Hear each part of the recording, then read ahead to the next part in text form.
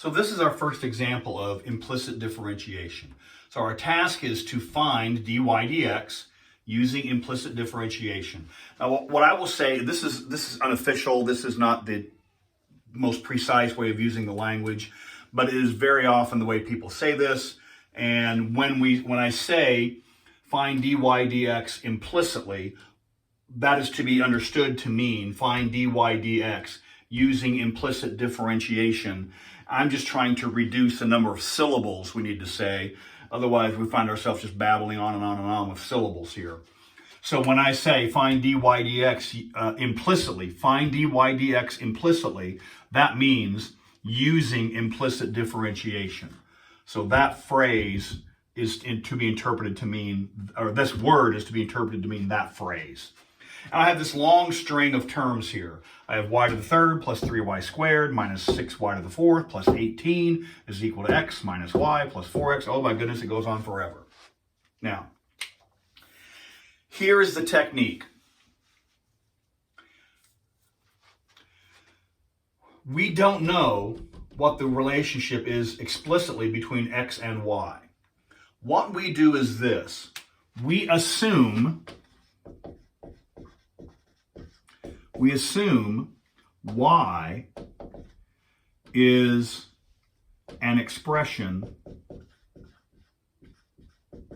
actually a function of x.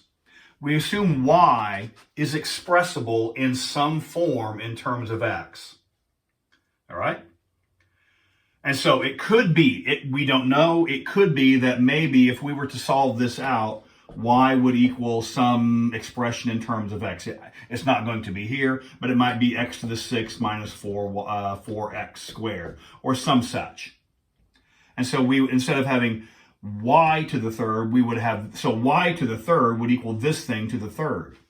And finding the derivative of y to the third is the same process as finding the derivative of that expression to the third. Now, in this particular case, that's not the particular value. I'm not saying that. I'm saying that we assume it can be done, and we assume that y is an expression of x somehow. It is some unknown expression. We don't know what it is, because if we knew what it is, we could make this a function in the first place. But that's going to be extremely challenging with all these different levels, all these different terms in play. And so what we do is we assume y is an expression of x. We assume that y is some stuff. Now that, I hope, rings a bell from when we talked about the chain rule. Y is, you can think of y as being some stuff. And so y to the third is the same thing as this stuff to the third. And so if I want the derivative of y to the third, if I want the derivative of y to the third,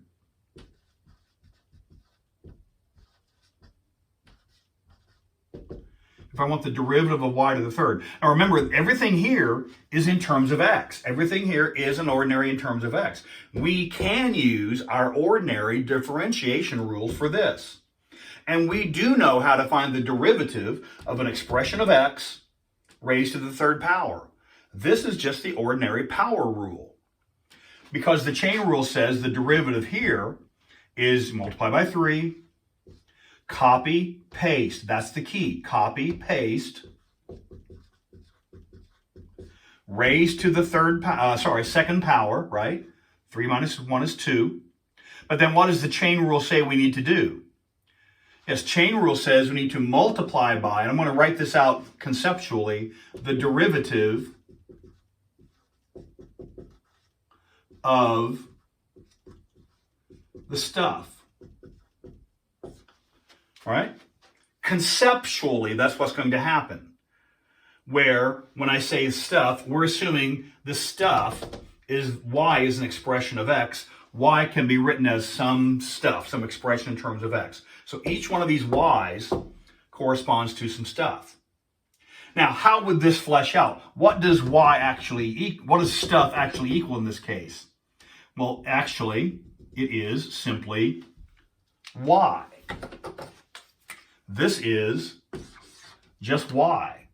And so the derivative of y to the third is 3 times copy paste. So 3 times y to the second. And then you need to multiply by, what's the derivative of the stuff? Well, stuff is y. I need the derivative of y. I need an expression that expresses, that stands for the derivative of y computed with respect to x. I need a symbol for the derivative of y with respect to x. I know what that symbol is.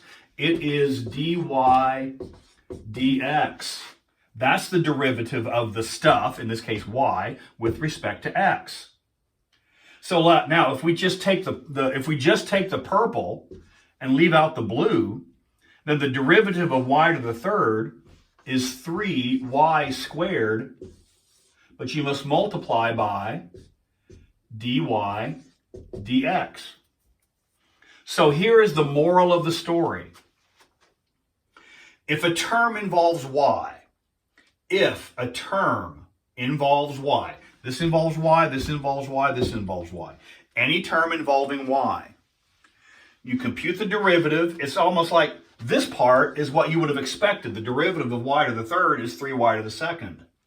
However, it is the chain rule and this assumption working in concert that says this, the net effect. When you do the derivative of y, more to the point, when you do the derivative of any dependent variable, when you do the derivative of any dependent variable, you must include, in this case, the dependent variable is y, the independent variable is x. You must compute, when you compute the derivative as usual, but you multiply by dy dx. Every time you do derivative of y, you multiply by dy dx. Okay? Now, a person might say, well, wait, what about if the term does not involve y? Technically, you do the same thing. Now don't write down this part. But really, you do the same thing. The derivative of 3x to the second is 3... let's see. Well, I'll just write it down here. The derivative of 3x to the second is 6x to the first. And technically, you do multiply, but this time it's dx dx. We took the derivative of x with respect to x, but that's just 1. And so the net effect of this is, if a term does not involve y, if a term only involves x, the derivative is as usual. If a term only involves x, derivative as usual. If it does not involve y, if the term does not involve y, derivative as usual. This does involve y, multiply dy dx. This does not involve y, derivative as usual. This does involve y, multiply by dy dx. This does not involve y, derivative as usual. Do you see the pattern? If the term does not involve y, derivative as usual. If the term does involve y, multiply by dy dx. So if we put that all together now, we should be able to do this computation pretty straightforwardly. This was 3x squared.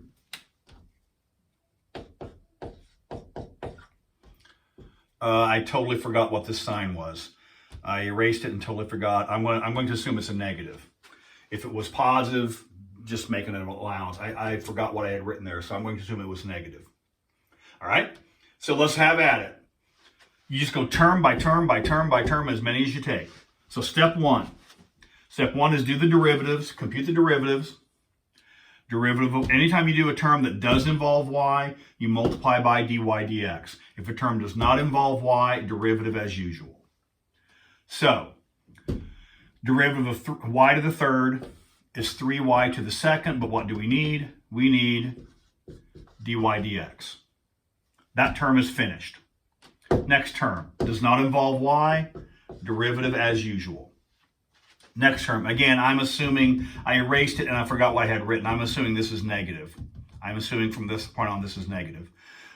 This term does involve y, so you compute the derivative, 24 y to the third, but what do I need here? I need the factor dy dx. All right? Next term does not involve y, derivative as usual. So what's the derivative of a constant? just to be complete and totally transparent here, I'm actually going to put the 0 here. All right.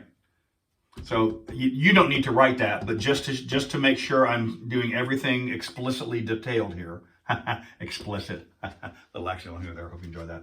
Now, this term does not involve y. Derivative as usual. The derivative of a linear term is the coefficient. The derivative of a linear term is the coefficient. Minus. This does involve y. The derivative of y is 1, but this does involve, so I need dy dx. Derivative here does not involve y. Derivative as usual. So that is step 1. Derivative of each term. If the term does involve the dependent variable, then you need this dy dx.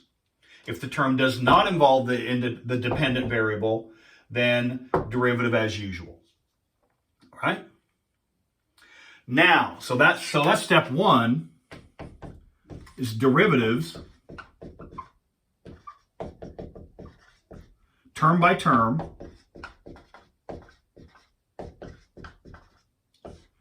right? And multiply by the dy dx if needed, all right? Now, this is a mess. And so what's left? Now, strictly speaking, the calculus is now finished. We are done with the calculus. But we're not going to leave this mess like this. This is one of those cases where I am going to require that you clean this up. All right? And to do that, we need to get dy dx equals. Our goal is to get dy dx on the left-hand side equals everything else on the right-hand side. So you need to solve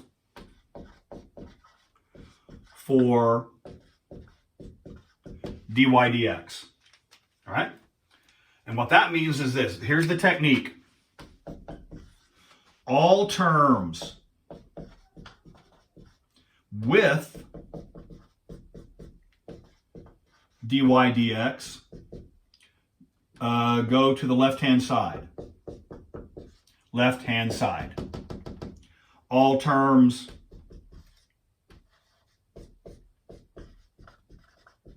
without, I'm running out of space here, dy dx, they go to the right-hand side. So you separate the dy dx's. If a dy dx, it stays on the left-hand side. This does not have a dy dx, it needs to move to the right-hand side.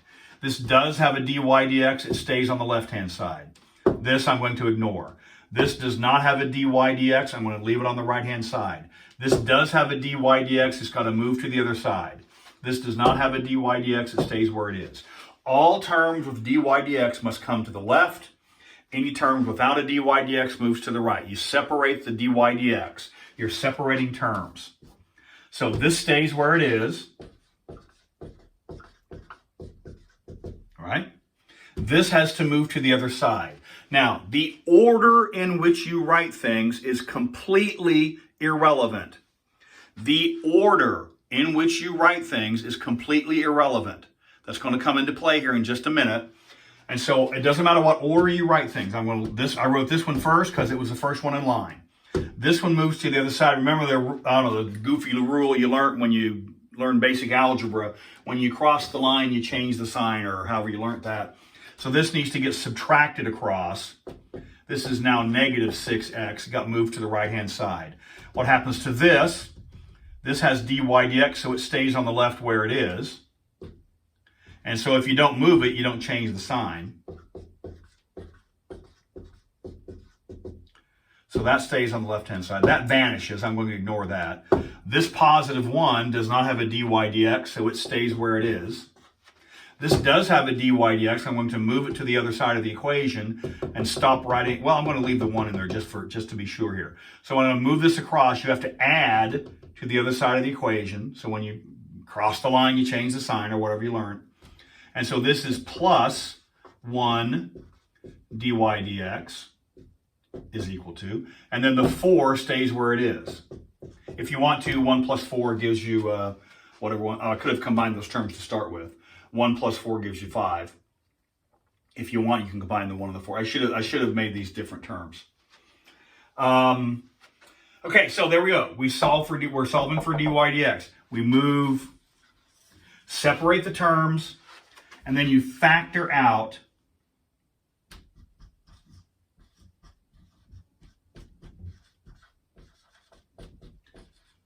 dy dx.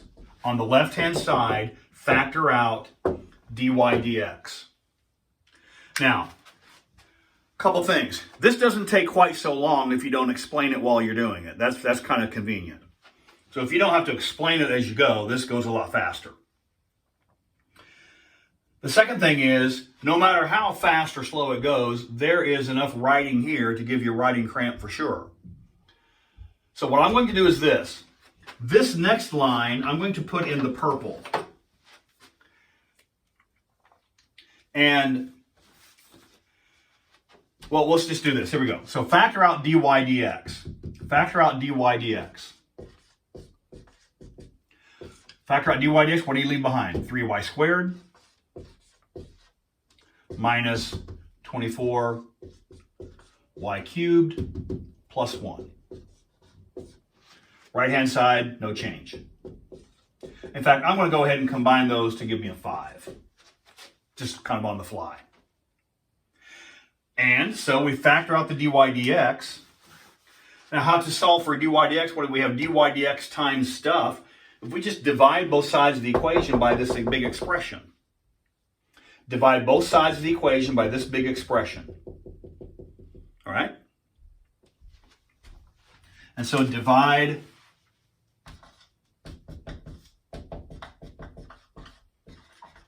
out the, I'm gonna say this in a very graduate school unofficial way, divide out the garbage.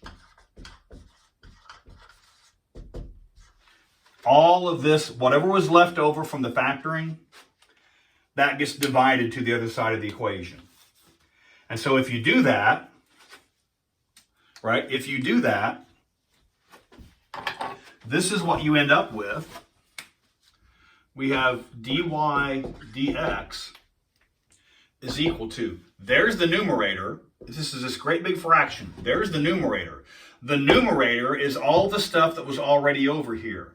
Negative 6x plus 5. What is the denominator of this fraction? The denominator is the leftovers from the factoring. Do we see that? This denominator is always, it's the leftovers from the factoring. The leftovers from the factoring. Now, this is the agreement I make with students. I do require that you show me your work. However, if you see that this denominator is the leftovers from the factoring. One thing that I do not require, if you wish, you may omit writing this line. If you wish, you may omit writing that line. You're already, because all this is basic algebra. There's no calculus here. This is basic algebra. And so here is the way to think of it. I'm going to allow you to save time, save one line here, because there's no real important notion happening here. All you're doing is factoring.